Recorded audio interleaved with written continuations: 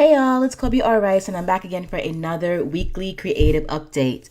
Okay, guys, so it feels like I've actually been away for a really long time, but I've only been away for about 2 weeks, which I guess arguably is a long time considering that this is supposed to be a weekly podcast, but it's felt like I've been away for a month, and probably because I have been in my crazy writing cave just trying to get my master's thesis done and out and finished. So before I even dive into today's episode, I definitely owe my lovely ARC readers who reviewed the lock-in like a million years ago now a major shout out. I did the first half of you guys a few weeks ago, and now I definitely owe the next half of you guys a shout out. And my computer is a little slow, so if you see the words lagging, it's because I have all these programs open. But as soon as I give you guys your shout out, I am going to close my programs and then come back and give you the rest of the podcast. So just don't look at my mouth right now. just look and listen to like the words that are coming out of my mouth right now. Okay, so major heartfelt shout out to Night Fairy, Patricia Bursall, or Burkall. I'm sorry, boo, if I'm getting your name incorrect. My bad. But thank you so much. Pebelz, Pebelz. I'm reading right off the Amazon username page, so just like bear with me, guys. Pebelz, Derek Williams, Christina B, Robbie B, Aurora Dawn, Mary A. Brown. Let me load the next set of customer reviews up in here. Okay. Oh, come on. Of course, right when I'm on a roll, it's going to do this. Okay. Robert B. Clark, Sam W. Next page. Charlie Aldridge. Thank you, Charlie. Book Lover from Wisconsin. James Hayden. Stella C. Ray. Linda Wilson. Michelle. I'm sorry, boo, I don't have your last name. It's not on this page, but you gave a 5-star review. Thank you so much. Aisha Kimberly Hashmi. I'm sorry if I'm not saying your name correctly, boo. It's a gorgeous name. I love it. Thank you so much for giving me a 5-star review. And for those of you who gave me 4-star reviews, I'm shouting you guys out as well. It's just, certain names pop out to me and I just have to give them a little extra love. Kaza, Kazza. 2 Yaks to Go. I hope I got that right. Zippy Inger. I think I gave you a shout out last time, so I'm probably coming back to around where I left off on the last video. Random Amazon customer, thank you so much. Mark Earls, Squirrel 42, K Mac, Trish Strong. I know I shouted you out. Nicole Burns, Pan Galactic Gargle Blaster. That's a great name. Twilight Mystic, Border Kelly. And Searching Up, Canyon MK, Jay Phillips, A.M. Dunn, Frank Gamer, sorry if I pronounced your name incorrectly, Patty Hayes, another random Amazon customer, Lana Turner, I know I shouted you out, Lana, definitely, Jojo, Carl A. Mais. That's from Amazon. Okay, from Goodreads. Quick read until I, realize that I'm reading out the same names as last time. Liza, Kathy Kaiser, Eddie Rigby, Christina, Robin, Gregory, Jane. Get into Brown again. Mary A. Brown again. You came through on both places. Thank you, Mary and Lana. Minas Lodi. Thank you, Minas. And actually, Minas also went on to BookBub to shout me out, which was really excellent. Thank you so much for not only reviewing it on BookBub, but also recommending it to your followers. Thank you. Mandy, I think I got you before. Mandy Walkton B. Brown. Carlin Toomey, Stella, Jackie, Ray Lee, Karen, Norma, Joanne Hampton, Mrs. Terry Monk. Again, I think I got you last time.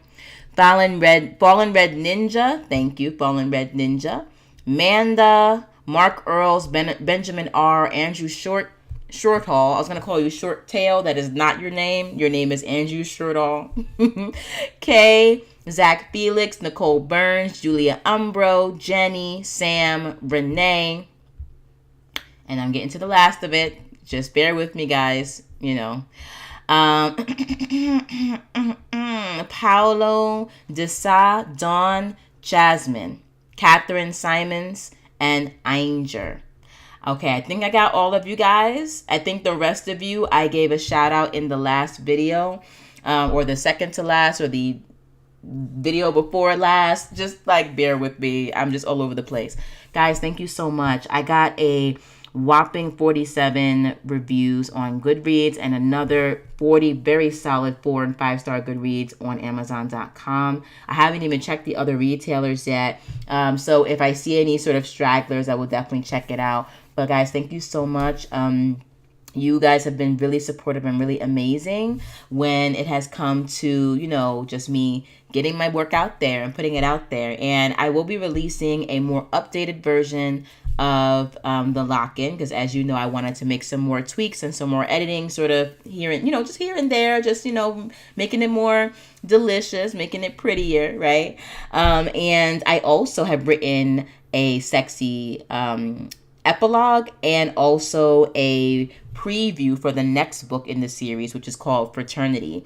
And so my readers who actually were on my ARC team are going to be the ones to get those extra bonuses first, and then I will upload a third version of the lock-in where you guys can, if you already bought it, you'll be able to just update it on your tablet and read the epilogue and read the little sexy, sneak peek. But I definitely owe my ARC readers a big major thank you, and also some really awesome bonus content for just like really coming through last minute, actually, because I did a little last minute launch and you guys came through really strong. So thank you so much for that. Okay, so let's get into the actual episode. So welcome back to the epic fantastical journey of a Black female sci-fi writer. I am Colby R. Rice, novelist, game designer, narrative designer. What else do I do? Screenwriter, TV writer, just general story builder, filmmaker, badass, rebel ragdoll, etc., etc., etc. And this is number 95 of the episode. I should have hit episode number 100 literally like not even just this year, but like last year if I hadn't like skipped weeks. But unfortunately, life happens, or fortunately, life happens. I mean, it could go either way, right? And I've just gotten super duper crazy, insanely busy. So that is actually what I want to update you guys on right now. And let me do like a little control quit up in here so I can get my words in my mouth up to speed. All right. So for the past 2 weeks, for the most part, I have been just head first in my master's thesis. Okay. My computer was like, hold on, let me think for a second. I have been literally head first in my master's thesis, and that has been taking up the majority of my time pretty much since the beginning of the year. Aside from launching the lock-in and working on the lock-in, been about bringing my master's thesis home. So that's how I'm rolling. And I want to show you guys something because my master's thesis is pretty intense right now and very big. So I'm not even gonna, let me show you the actual binder first. It's like a literal binder. Now, mind you, this is supposed to be, a paper around 40, 50 pages maybe, or whatever, whatever the project is supposed to be. And I admit I kind of went overboard. So this is what I have so far. If you guys can see. All right. Do you see this insanely thick purple, beautifully purple binder? Purple actually was the color of royalty and the colors that the emperors wore in Rome, which is very, very, apt and iconic. And it makes a lot of sense for my master's thesis because, as you guys know, I am working on a cyberpunk noir adaptation of Roman history combined with Shakespeare's Roman history tetralogy, which includes Julius Caesar, Antony and Cleopatra, Coriolanus, and Titus Andronicus. So it's gonna be on point. I'm so excited with how it's shaping up and shaping out. So I'm just gonna open this a little bit so you guys can see up. So I have about 8 tabs here, probably like a couple hundred pages of material. I have to say, though, about half of that is so my thesis is divided into three main parts, essentially. The pilot, which is almost done. The actual TV Bible, which is pretty much done, actually. I just have to finish writing out all the episode summaries across the first season. And I also need to finish writing out my character profiles, okay? So that's pretty much done. That takes up about 50 pages on its own, and I'm not going to go into it because guess what? Officially, now that I have started work on this project and I'm putting my own stink on it, and because Shakespeare's work is public domain material, so I can adapt it, When in Rome is now officially proprietary and property of Rebel Ragdoll and Rebel Ragdoll Productions. So until it is sold or until it is made by another entity. So I'm not going to really go into all the details as to what's involved in When in Rome, but I do have all the typical aspects of a TV Bible and a TV pilot that one would expect from an aspiring screenwriter and TV writer, and I'm really excited. On top of that, When in Rome, as I think I told you guys, will also be turned into a 50-episode serialized novella series with episodes ranging between 5,000 words to about 15,000 words, per episode. And it will be written in the style of a television drama show, cyberpunk noir, sci-fi action, but it will just be in prose form. Because for a bunch of reasons, and I think I mentioned this last time, but when you're writing pretty much anything as a screenwriter, in my personal opinion, you should always turn it into some kind of book or novel, because a novel is the final expression of that idea and that property that you are working on. A script is not the final expression of the idea that you're working on. A TV pilot is not the final expression of the thing that you're working on. Because again, they call the script the blueprint, and the final product is the film or the TV episode that comes from that script. So you have to be really strategic and careful about how you decide to develop your own intellectual property, and look at every single idea that you have as its own little mini empire and its mini business, right? The When in Rome franchise is what I'm calling it now, is becoming a property that can become many different things. It can become a novel series / novella series. It can become a TV series, which is how I'm, developing it. It could also become a movie or film series if you really tried, I don't want it to be that, but, somebody out there can buy the film rights or option them, and, I'm not going to argue with that. It could also be potentially a potential sort of foundation for any sort of merchandising. And when I say merchandising, I mean any kind of merchandising. Toys, bedding, not really cookware really, but you know what I'm saying? Like anything having to do with science and sci-fi and military sci-fi and things like that, cyberpunk. And I'm not saying that When in Rome is going to become this huge franchise, but I like to position all of my ideas as though I am building a franchise.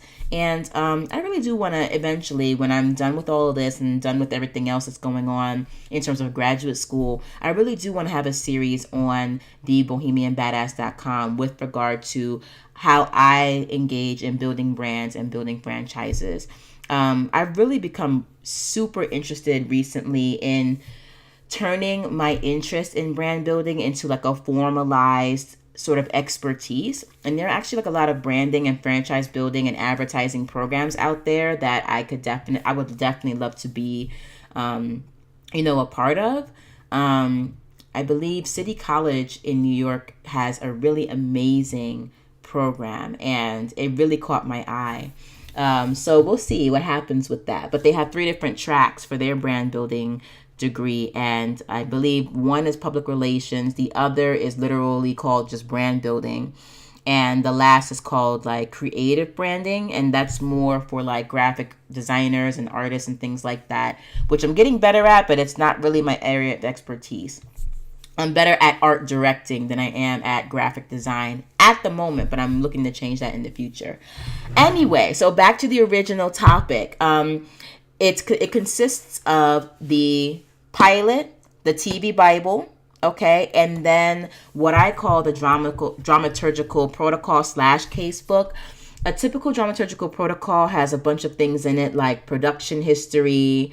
It has like a program note for the actual production that you're trying to put together. It has a synthesis of the scholarly material and study of this particular play or piece of work, etc. I don't have any of those things in this protocol, in this project, because most of what goes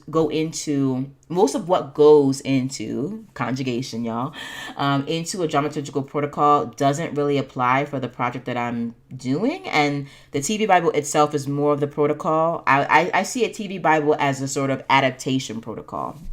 And so what's included in the dramaturgical casebook part is like all the research that I've done and that I've collated together in order to bring me to the point that I am right now. So there are some, surprisingly to me, scholarly resources in this protocol, in this casebook, that really look at some very interesting ideas around the use of Shakespearean language in these works. I mean, there are charts and graphs, and there were statistical analyses, which, I'm a nerd, so I'm super excited about that, about the correlation or the relationship between different plays that Shakespeare has written and the language that is used in those plays. And I mean, oh gosh, so many amazing findings and just delicious data, and it just helps me to get a better understanding of the world of the Roman history tetralogy as a whole. You know what I'm saying? So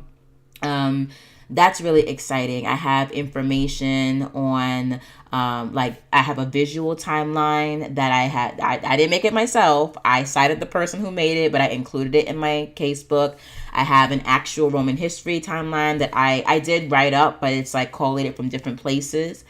And I included some, of my When in Rome actual like proprietary stuff in that timeline.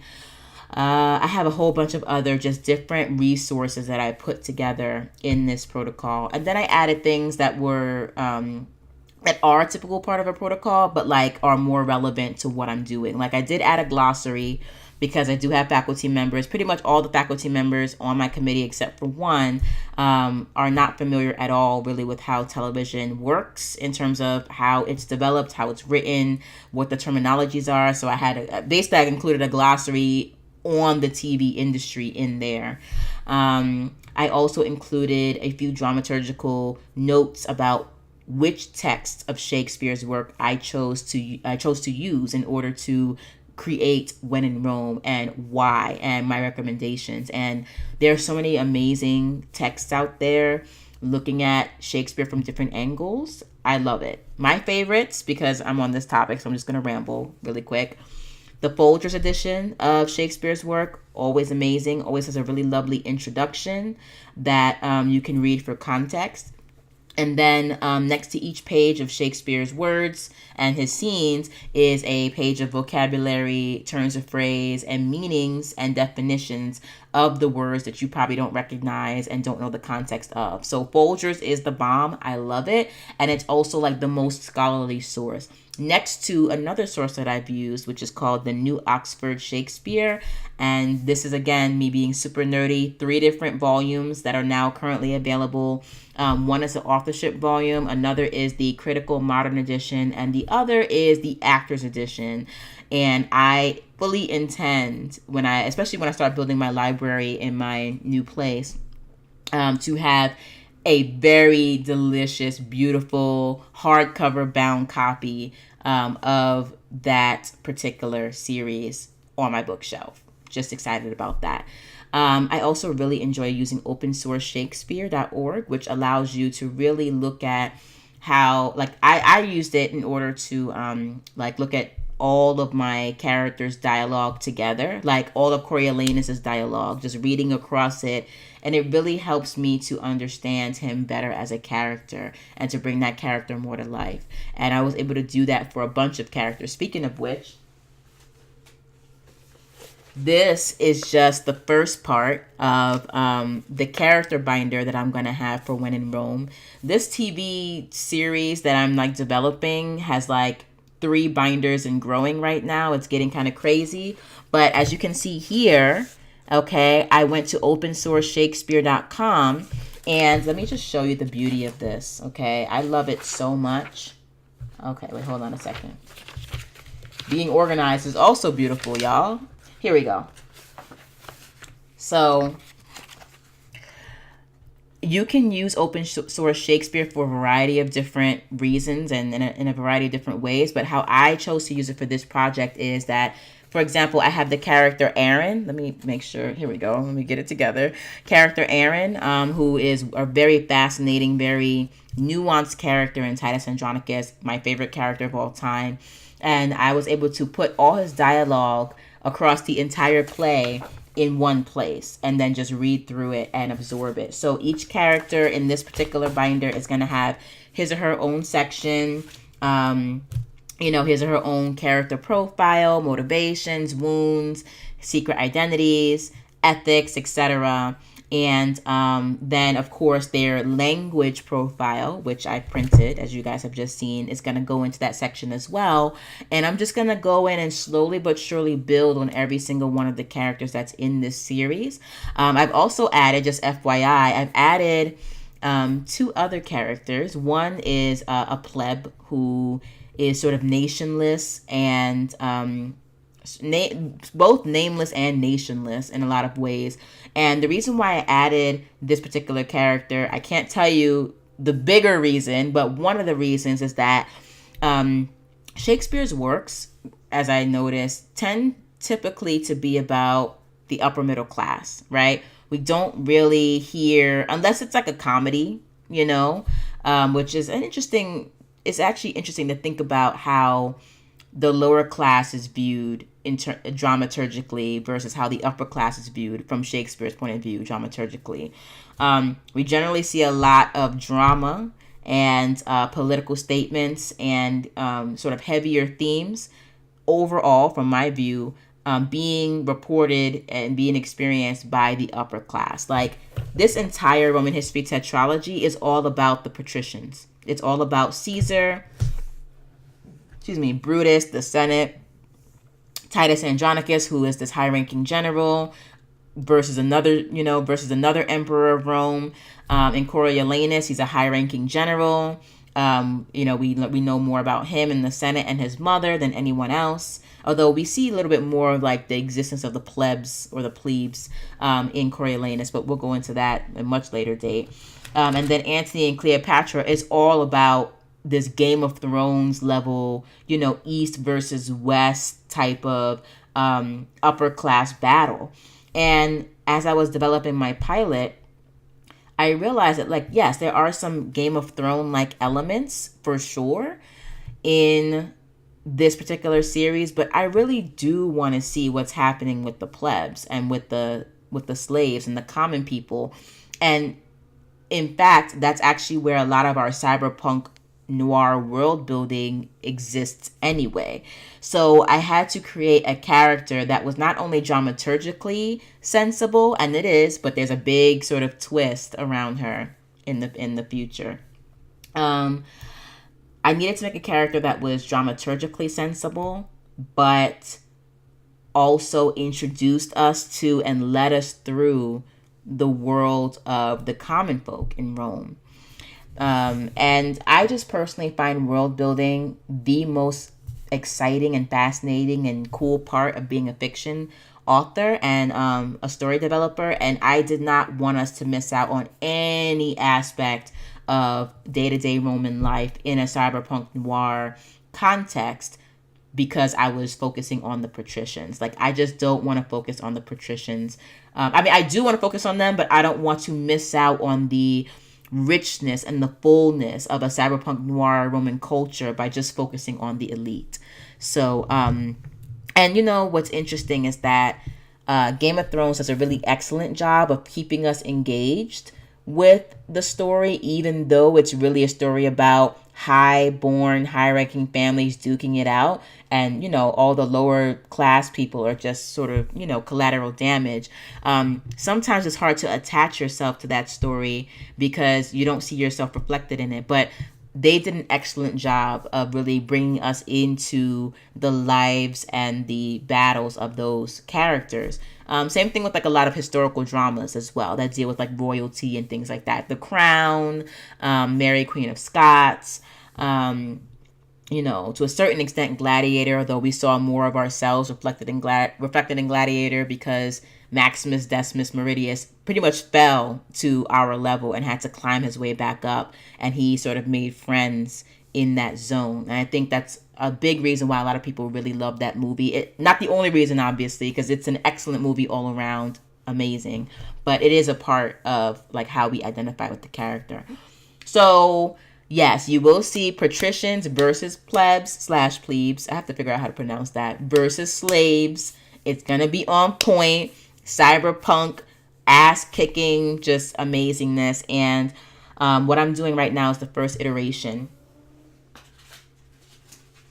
I also wanted to show you guys this. So this is the printed version from MIT.edu. Thank you, MIT. Thank you for making this accessible. This is the first printed version, or the most plain printed version of the 4 plays. And obviously I've read these plays, but as I continue to develop the series and really try to bring more of the fullness of the series out and more of the fullness of the characters out, I definitely want to go back through these again, make lots of notes, figure out dramaturgically how I'm going to turn certain scenes into, into something that's viable for television, etc.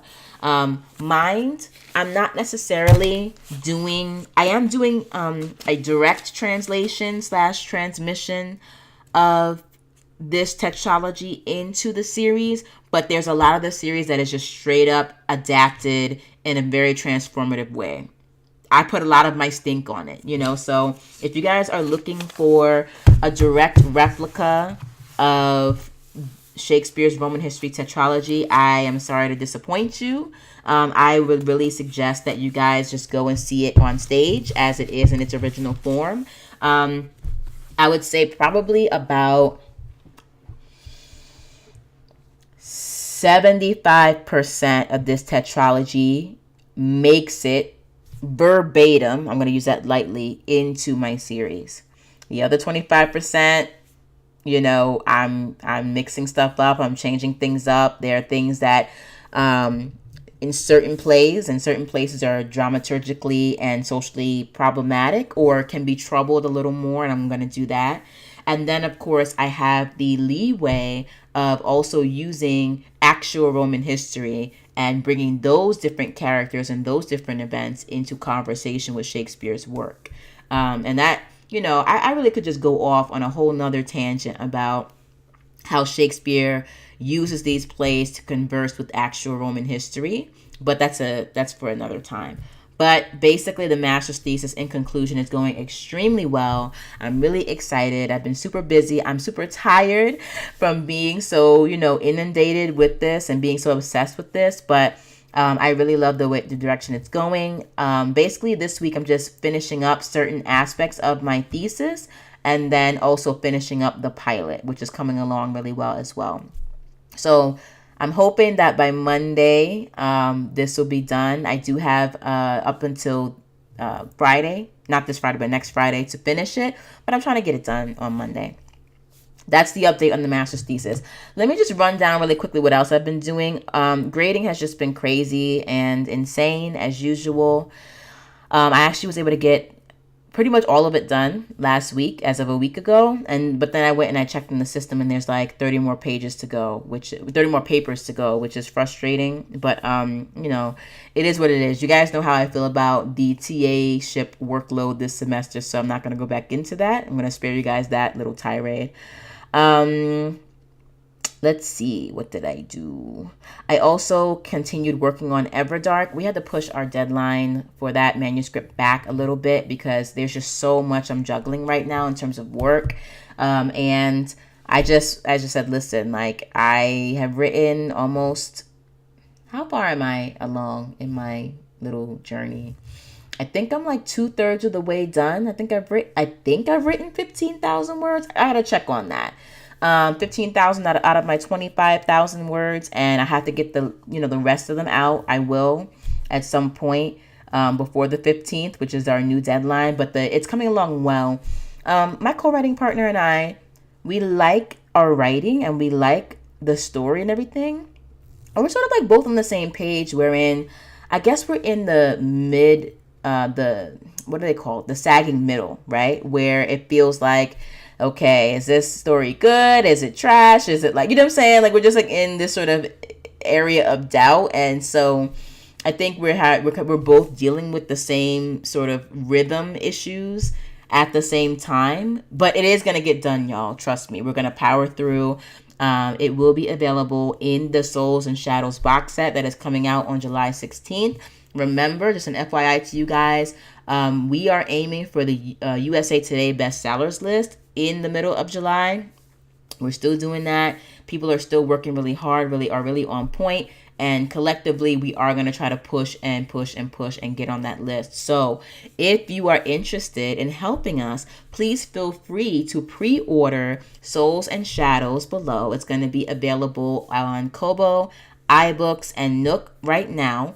And then it will be available on Amazon, I believe, mid-April. So if you absolutely have to have it on Amazon, please go and pick it up on Amazon. But if you really want to be a gem and just like totally help us out and buy on all 4 platforms to help boost our sales, that's wonderful. And I would love it if you could do that. And as a matter of fact, if you do that, I will give you one of my books absolutely free. I'm thinking about giving away Fraternity, which is book number 4 in the Books of Ezekiel series, away for free for those people who are willing to buy on all 4 retailers and then send me screenshots showing the proof that you've done it. So just putting that out there. I'm just trying to like give you guys a little bit of an incentive, to see how we can sort of make this work for all of us together. And if you are super, super kind and sweet, I might give you 2 of my books for free. So just keep that in mind and save those screenshots. Okay. What else is going on? Oh man, guys, that's actually about it. I told you about Souls and Shadows and that we're still, marketing and writing Everdark. And then I told you about graduate school and then my master's thesis. So yeah, that's pretty much it, guys. The master's thesis will finally be done on Monday. If not by Monday, definitely by Friday. And after that, I am chilling. I'm going to start packing. Well, I've already started packing, getting my life together. Packing, looking for, some lovely places, figuring out like what the next moves are. I'm really excited about that. So I'll just be happy when I have like this proverbial monkey off of my back and I can just chill and focus. FYI, my chill and my focus, aside from packing, is going to be on Game of Thrones, because that is the first trailer, the first real trailer, not the BS trailer where they've been showing us clips in between, True Detective and, whatever else they have going on over there. First real trailer for Game of Thrones just dropped yesterday. I was super excited. I posted it all over social media. Go check it out. I literally got literal goosebumps, like the craziest goosebumps I've ever had. And I also cried. I'm not really usually that emotional over a TV series, but I guess that's just what happens when you are so invested in characters and in a story that's told very well. And you're afraid that they're all going to die. I actually teared up really at the part where Missandei and Grey Worm kissed each other goodbye because he was going off to fight. And I was like, yeah, they're going to kill him. They're going to kill everybody. And I'm just going to be really sad and upset because like that is my little power couple there. So yeah, I'm excited about that. Punisher is out for season 2, although it's been canceled because Disney's trying to take all of its, properties back. And a whole bunch of other really great stuff that I can't remember right now is coming out. Infinity War Endgame is coming out. Captain Marvel is coming out. I probably won't be able to see that until after I hand in my thesis, but it's still, something that is happening in my post-thesis relaxation phase. And so just a lot of really great stuff is happening and just coming together. And I don't know, it's just kind of hard to feel, I don't even know how to say this without sounding rude, but it's hard to feel really, maybe I shouldn't even just say it. Because if you don't have anything nice to say, like, don't say anything at all, right? Let's just put it this way. In spite of all things that I have had to endure in my tenure in Tucson, in, you know, my program, etc., like, things are so, it's just weird how the universe comes together. It's wonderful how the universe comes together. Let's put it that way. And I'm just excited about what's on the horizon. I'm actually really glad that I came here. I'm going to be leaving with like a lot of really great knowledge and experience. And, you know, as I told you guys before, not every single aspect of like me going through the MFA process has been a walk in the park. You know, I will give you guys my little updates, you know, in the future. But I do feel very prepared to take all of my skills and just turn it into like a big fat like bomb of awesomeness, and with glitter and confetti and just like amazingness, and just drop it. I just have like the world just like see my greatness. So that's basically that, guys. I think what's coming up for next week is pretty much just me again finishing up this series, finishing up Everdark, and then just like chilling and taking a break.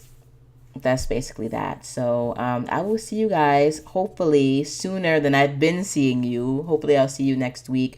If not, I'll see you in a couple of weeks. And I will be starting, unless something else happens that's crazy that I have to report to you guys on, I will definitely be starting up the Building a Cyberpunk mini series that I want to produce. And this is partly for you guys, but it's also for myself in terms of really tracking my adaptation process of When in Rome. I see it going on for the majority of the rest of the summer, pretty much up until like the end of August, wherein probably most other things are going to take a back seat. I still plan on doing the 2 novellas for 2054 at this point in time. That was a little doubtful for me, like yesterday. Wasn't sure if I was going to do that, but I think I'm still going to do that and participate in that. And I also do want to get the next novel in the Books of Ezekiel series out, but I really do want to go hard and go ham on the When in Rome series, because there's a lot here and I just want to just be working on it and just build it up, you know, until it's to the point where I feel it is fully ready to walk on its own, where I could like hand it to somebody if I wanted to and say, here's an instant best-selling TV series. Sorry, that doesn't make any sense. Here's an instant best-selling novel series and an instant blockbuster TV series. You're welcome, you know? So yeah, it's very interesting how the rest of the year is shaping up creatively. And you know, I know things are going to be challenging in terms of getting out my projects on the schedule that I want to, but I'm looking forward to it. So in any case, bye guys. I'm going to go eat. I am hungry, and then I'm going to work for the rest of the day because that's just my destiny, apparently. All right. Well, I'll see you guys later, and keep it indie. Stay badass. Keep creating, and I will talk to you guys next week. Mwah. Bye.